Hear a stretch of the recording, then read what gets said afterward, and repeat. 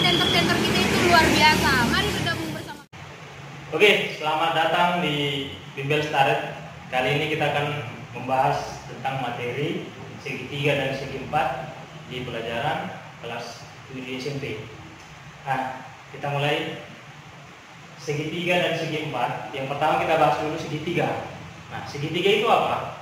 Segi 3 adalah mempunyai 3 sisi. Jadi kalau ada 3 sisi itu masuk segi 3. Nah, di sini kita bahas dulu jenis-jenis segi 3. Segi 3 itu ada macam-macam. Yang pertama kita bahas berdasarkan sisi-sisinya. Sisi-sisinya. Jadi ada yang pertama namanya segi 3 sembarang. Segi 3 sembarang yaitu segi 3 yang sisi-sisinya panjangnya sembarang, tidak sama. Namanya segi 3 sembarang. Ini contoh gambarnya. Jadi sisi-sisinya ini, ketiga sisinya ini tidak sama panjang, berbeda. Kemudian yang kedua segi 3 sama kaki. Segi 3 sama kaki berarti ada sama kakinya. Kakinya di sini yang ini kaki pembentuknya panjangnya sama, makanya disebut segi 3 sama kaki. Kemudian yang ketiga segi 3 sama sisi. Segi 3 sama sisi namanya sama sisi, berarti ketiga sisinya sama panjang. Jadi ketiganya ini sama panjang. Jadi ini simbol garis-garis yang kecil ini itu artinya sama panjangnya. Oke, itulah jenis segi 3 berdasarkan sisi-sisinya. Oke, kita lanjut. Kemudian kita bahas jenis segi 3 yang berdasarkan sudutnya. Nah, sudut itu tahu kan? Sudut itu pertemuan dua garis. Kalau di sini dua sisi dalam segi 3. Nah, ini yang pertama segi 3 siku-siku. Apa itu segi 3 siku-siku? Yaitu segi 3 apabila mempunyai sudut siku-siku. Sudut siku-siku itu sudut yang tegak lurus, yang 90 derajat. Ini simbol siku-siku. Jadi simbol petak ini disebut simbol siku-siku. Nah, inilah siku-sikunya. Jadi sudut yang ini tidak masalah, tidak harus siku-siku. Yang pasti salah satu ada siku-siku. Maka disebut segi 3 siku-siku. Kemudian yang kedua segi 3 lancip. Segi 3 lancip ini adalah jika segitiga-nya mempunyai ketiga sudutnya di bawah 90 derajat. Kalau segitiga siku-siku tadi sudutnya 90 derajat. Simbol 90 derajat yang ini tanda petak. Kemudian kalau segitiga lancip itu lebih kecil dari 90 derajat, di bawah 90 derajat. Jadi ketiga sisi sudut-sudutnya ini besarnya itu di bawah 90. Jadi kalau semuanya di bawah 90 berarti segitiga lancip. Nah, selanjutnya ada segitiga tumpul. Kalau segitiga tumpul adalah segitiga yang salah satu sudutnya di atas 90 derajat, lebih besar dari 90 derajat. Jadi kalau ada segitiga salah satu aja sudutnya di atas 90, itu namanya segitiga tumpul. Jadi perhatikan salah satu aja, yang ini, yang lain itu bisa aja segitiga di bawah 90. Tapi kalau ada salah satu aja di atas 90, itu namanya segitiga tumpul. Jadi jangan salah ya, penamaan segitiga lancip, segitiga tumpul, hati-hati. Nanti jangan diperhatikan ini segitiganya di bawah 90 sudutnya, berarti lancip bukan. Segitiga lancip itu tadi artinya segitiga yang semua sudutnya, ketiga sudutnya di bawah 90. Jadi harus semua. Jadi kalau yang ini ada dua di bawah 90, tapi ada salah satu di atas 90. Ini namanya segitiga tumpul. Oke? Selanjutnya kita akan bahas tentang garis-garis istimewa. Pada segitiga, garis istimewa itu garis yang khusus. Garis di segitiga ini ada 4. Ada yang namanya garis tinggi. Ini contohnya, garis tinggi itu adalah garis, ini garis yang merah ini.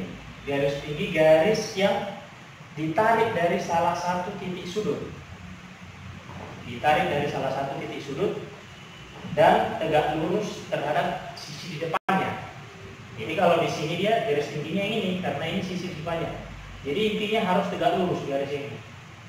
Kalau dari sini garis tingginya bisa dari titik sudut kita tarik garis di depannya, ke sisi di depannya, berarti ke sana nanti. Nah, jadi garis tinggi ingat, garis yang tegak lurus dengan sudut di depannya, sisi di depannya tadi. Kemudian garis bagi itu namanya garis bagi, berarti dia membagi sudut sama besar. Jadi yang mana yang sudut yang dibagi sama besar? Yang ini. Jadi garis ini membagi sudut yang ini sama besarnya. Jadi nggak peduli ini sama panjang atau enggak, yang penting sudutnya ini sama besar. Itulah dia namanya garis bagi. Jadi garis yang merah ini garis bagi namanya. Kemudian yang ketiga namanya garis berat. Garis berat itu adalah garis yang ditarik dari salah satu titik sudut, tapi membagi sisi di depannya sama panjang. Jadi hampir mirip dengan garis bagi, cuma garis bagi dia sudutnya yang sama besar. Kalau di garis berat, sisi di depannya yang sama panjang. Jadi nggak peduli ini sama besar atau tidak sama, bisa saja dia sama, bisa saja berbeda. Jadi intinya kalau di garis berat, panjang sisi di depannya sama panjang. Kalau di garis bagi, besar sudut yang dibaginya sama besar. Itu perbedaannya. Kemudian yang terakhir adalah garis sumbu.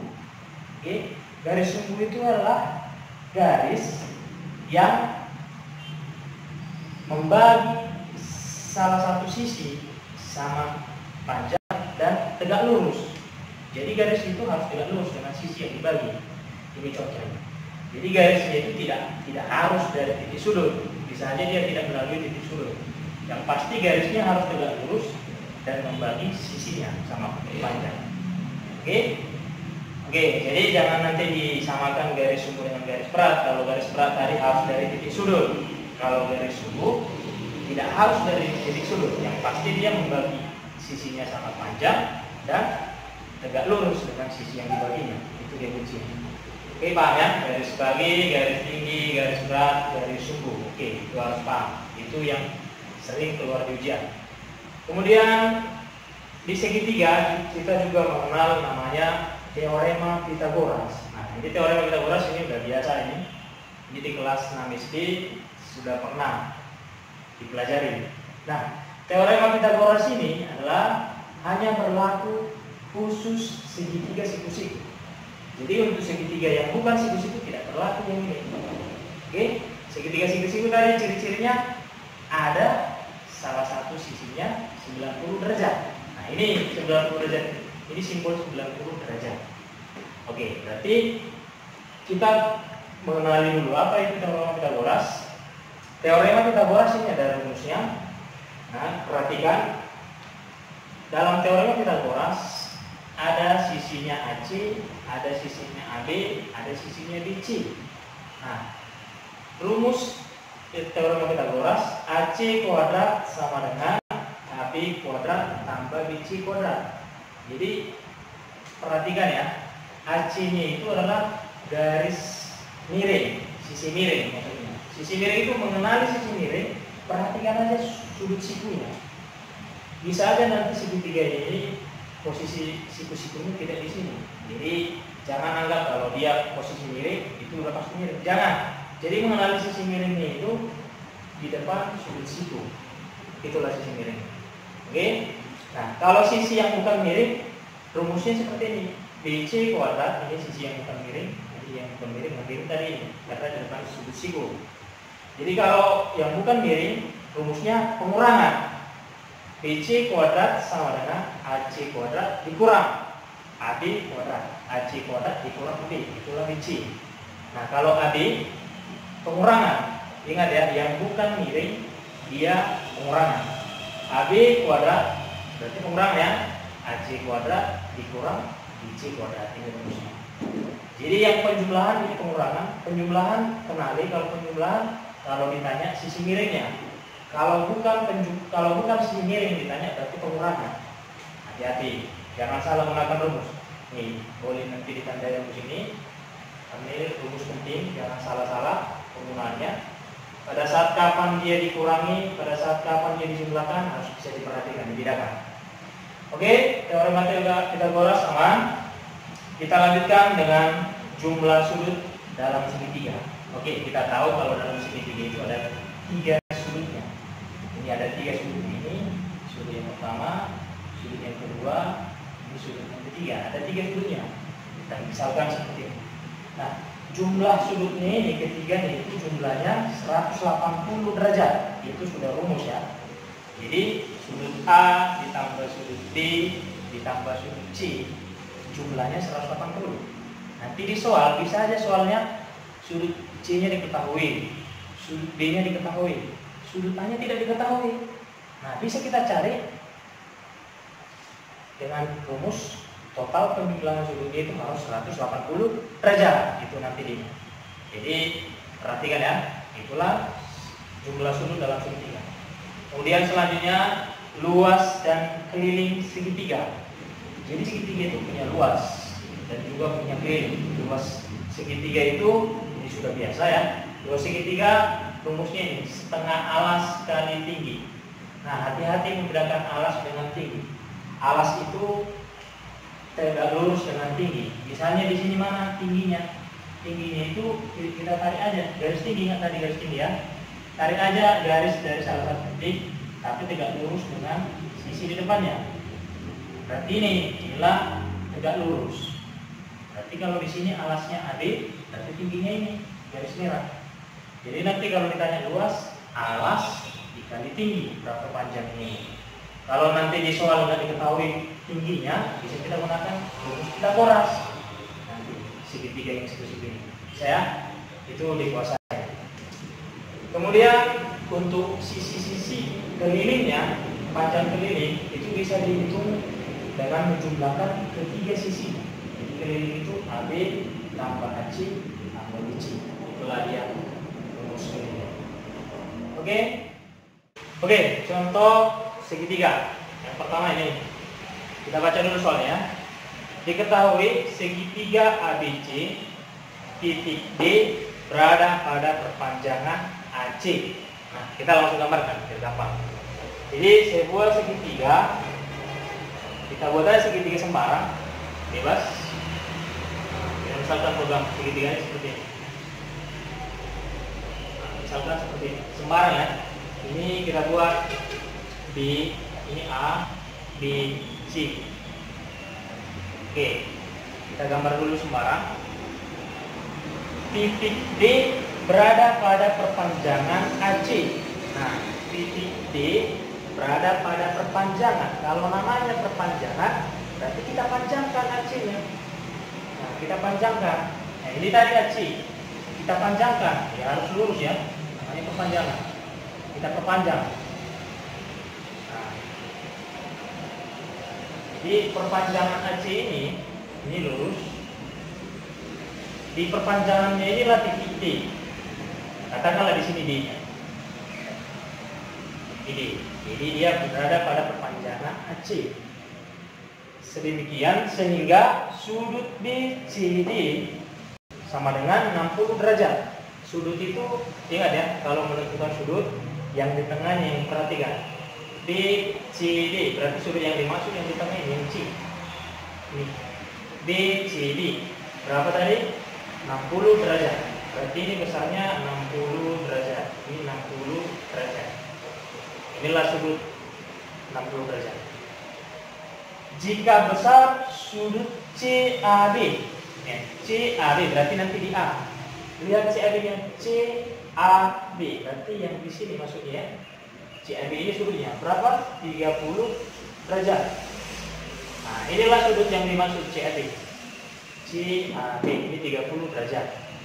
Maka jenis segitiga ABC, pertanyaannya adalah segitiga ABC ini jadi segitiga apa? Nah, kita langsung lihat dulu sudut-sudutnya. Karena di pilihan di sini adalah segitiga lancip, segitiga lancip sama kaki, lancip segitiga tumpul, tumpul sama kaki. Tadi kan kita bahas jenis-jenis segitiga bisa ditinjau dari sisi-sisinya, bisa ditinjau dari sudutnya. Kalau kita tinjau dari sisinya ini segitiga sembarang. Tadi kan sembarang kita buat karena panjang sisinya tidak sama semua. Tapi ini pasti ada hubungannya dengan sudut. Kita lihat sudut-sudutnya dulu. Sudut-sudut dalam segitiga ini sudutnya yang mana? Ada sudut A, ada sudut C, ada sudut B. Nah, kita lihat dulu. Sudut A-nya 30. Sudut C-nya berapa? 60. Bukan, sudut 60 ini adalah sudut BCD. Ini sudah di luar segitiga. Berarti sudut D yang dimaksud yang ini, sudut C yang dimaksud yang ini. Jadi ini dulu kita harus cari. Nah, sudah belajar ya tentang sudut sebelumnya. Sudut lurus garis AD ini sudut lurus. Sudut berpelurus tahu jumlah sudut berpelurus 180 derajat. Jadi karena sudut ACD berpelurus dengan BCE, maka jumlahnya harus 180 derajat. Sudut berpelurus ya. Sudut berpelurus. Ini sudut yang berpelurus itu apa? Sudut ACD dengan sudut apa? BCD. Sudut BCD. Inilah yang berpelurus. Sudut berpelurus jumlahnya 180 derajat. Nah, kita langsung hitung. Yang mau kita cari adalah ACB. Berarti ini yang kita cari ya. Ini sudut ACB ditambah sudut BCD. BCD 60 derajat. Ini sama dengan 180 derajat. Berarti sudut ACB-nya bisa dicari. Sudut ACB sama dengan ya 180 derajat kita kurangi 60 tidak kurang 60 derajat.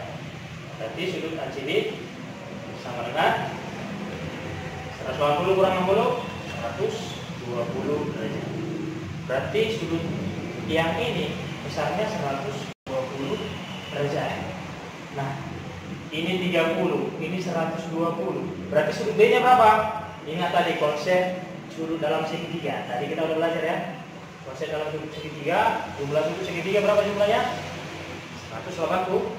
Apa itu sudut dalam segitiga ABC ini? Sudut A, sudut C, sudut B. Nanti kita jumlahkan sudut A tambah sudut B ditambah sudut C. Jumlahnya sama dengan 180 derajat. Nah, sudut A-nya berapa? 30 derajat. Tambah sudut B-nya berapa? Itu yang mau kita cari. Sudut B ditambah sudut C-nya. Sudut C-nya yang kita ambil jangan 60. 60 itu di luar segitiga. Yang 120 yang kita ambil. 120 derajat. Sama dengan jumlahnya 180 derajat. Nah, kita jumlahkan. 30 tambah 120 150 ya. Berarti sudut B ditambah 150 derajat sama dengan 180 derajat. Berarti sudut B-nya sama dengan kita kurangi, pindahkan, jadi dikurangi 180 derajat dikurang 150 derajat. Maka sudut B-nya sama dengan sudut B-nya 180 kurang 150 30 derajat. Nah, berarti kita dapatkan bahwa besarnya ini 30 derajat. Oke, jadi pertanyaannya adalah segitiga ABC. Segitiga ABC ini termasuk segitiga apa? Kita lihat sudutnya. Sudutnya 30 30. Di sini 120. Berarti 120 itu di atas 90 ya. Tadi sudut tumpul itu ya segitiga tumpul kalau di atas 90 derajat. Nah, berarti lihat pilihan yang ada tumpul. Antara ini sama ini ya, antara C sama D. Nah, yang mana? Yang C kah atau yang D? Nah, sama kaki. Di sini ada sama kaki. Sama kaki. Ingat, kalau ini 30, sudutnya ini juga 30. Berarti panjangnya ini dari apa? Definisi sama kaki tadi, sudut yang di bawahnya sama panjang. Berarti panjangnya ini sudah pasti sama dengan ini. Nah, kalau digambar kayaknya dipanjangin ya. Tapi karena sudutnya ini 30 yang berubah, pasti sisinya ini juga sama panjang. Maka inilah segitiga tumpul sama kaki. Inilah jawabannya. Jadi dia tumpul karena ada sudutnya di atas 90, dia sama kaki karena panjang sisinya ada yang sama. Jadi lebih pas jawabannya adalah D, bukan C.